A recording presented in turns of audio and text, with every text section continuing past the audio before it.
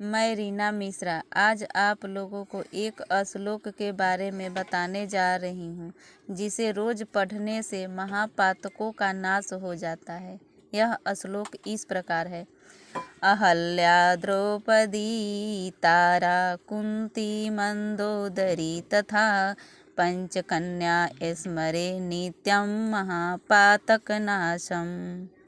यह श्लोक ब्रह्म पुराण में वर्णित है। कुछ लोग इस श्लोक में कुंती के नाम के जगह पर माता सीता का नाम जोड़ देते हैं, परंतु माता सीता पंच कन्याओं में नहीं है, क्योंकि भगवान ने उन्हीं स्त्रियों को कन्या होने का वरदान दिया है जिनके एक से अधिक पति हैं, लेकिन उनका पातिव्रत धर्म अनन्य है। चूँकि समाज में उनकी निंदा न हो, इसलिए उन्हें वरदान मिला है कि प्रत्येक दिन इनका नाम लेने से महापातकों का नाश हो जाता है।